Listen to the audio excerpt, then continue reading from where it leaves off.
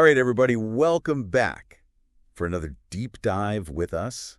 Today, we are going to be focusing in on something that you see literally all the time when you're on the job site. Okay. We're talking about the word should and how it appears in safety instructions. How interesting. Should. Yeah. Right. Yeah. Because I think we all know sometimes we see those words and we just kind of gloss over them. We don't really think about what they mean or how they can really impact us. Yeah, absolutely. And I think it's easy to do that, especially when we're, on the job site. Things are moving fast. Yeah. There's a lot going on. We got to get the job done. Exactly. So we tend to maybe not pay as much attention to some of the details as we should. Yeah, and it's funny because this all came about because we were looking at this safety guide for English language learners. Mm-hmm.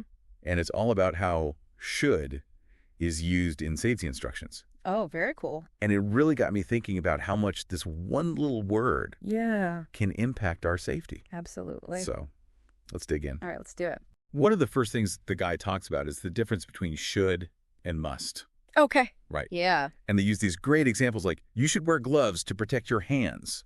Right. Versus you must wear gloves when handling chemicals. Gotcha. So like one is a strong suggestion and the other one is an absolute rule. Yeah, exactly. You got to do it. Exactly. You got to do it. But I'm curious, like in your experience on job sites, have you seen people kind of gloss over those should statements and maybe not take them as seriously? Oh, yeah, absolutely. I mean, early in my career, I was on a site where there was a should statement about securing scaffolding. Uh-huh. And it ended up, it almost led to an accident, a near miss. Oh, wow. Luckily, no one was hurt. That's good. Yeah, but it was definitely a wake-up call for everybody on the site. Yeah.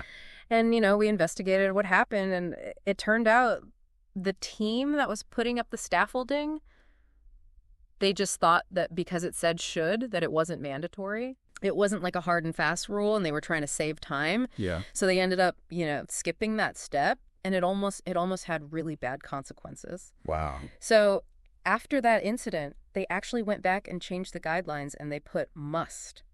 Yeah. They made it a hard and fast rule. Yeah, they made it a must. But it just shows you how important those shoulds are. Yeah, because it's easy to think, oh, it's just a suggestion, I can skip it.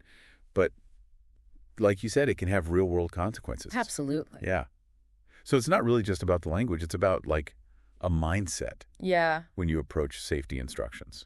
Yeah, I think so. I think it's, a lot of times those shoulds, they're based on experience. Right. People have learned things the hard way and they're trying to communicate that to you. They're saying like, hey, pay attention to this. We've seen what can happen if you don't. Yeah. It's like a little warning sign, Yeah, exactly. Like, watch out, be careful. Yeah. I mean, it makes sense because like the guide says, it's about advice. It's about recommendations. It's about expectations. Yeah.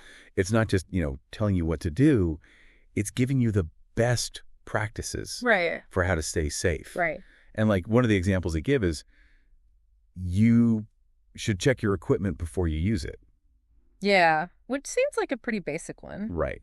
But it's so important. Yeah, it is. But what are some things that we should really be looking for when we do that check? Well, it really depends on the equipment that you're using. Okay. Right.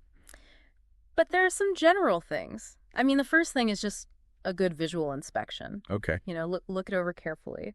So for hand tools, you want to look for any cracks, warping, anything loose, make sure all the parts are there. Okay. For power tools, you want to check the cords, make sure they're not frayed. Yeah.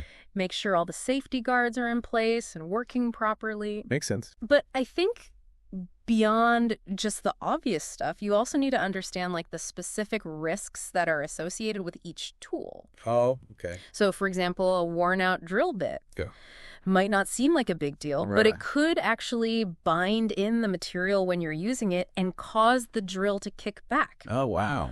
And that could lead to injury. So, it's not just about like ticking boxes on a checklist. Right. It's about understanding why you're doing those checks and what the potential hazards are. Yeah, you got to think about like what could go wrong. Exactly. And how to prevent it. Exactly.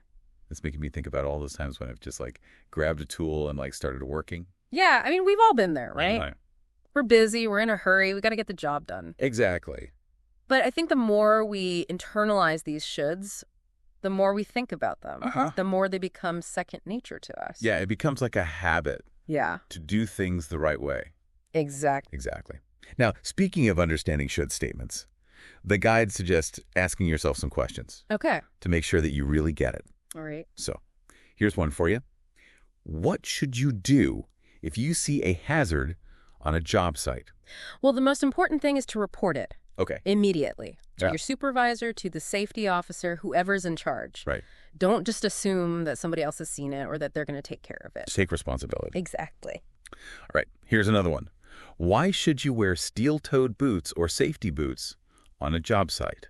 Well, that's a pretty simple one. It's to protect your feet. Right. I mean, you're working in an environment where there's all kinds of potential hazards. Things could fall on your feet. You could step on something sharp. Yeah. There could be slippery surfaces. So those safety boots, they create a barrier between your feet and those hazards. Yeah. They help to keep you safe. It's so interesting because now that we're talking about it, it's like should is like this little signpost. Yeah. That's pointing us towards safer practices. I like that. Yeah. I think it's like a little nudge. Yeah. A little reminder. It's encouraging you to take those extra steps. Yeah. To be more proactive. Yeah, exactly.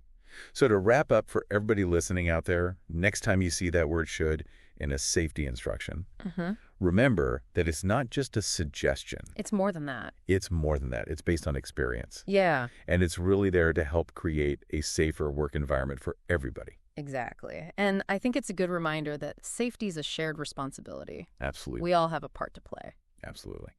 Well, on that note, thank you so much for joining us for another deep dive. Always a pleasure. And we will see you all next time. See ya. Bye.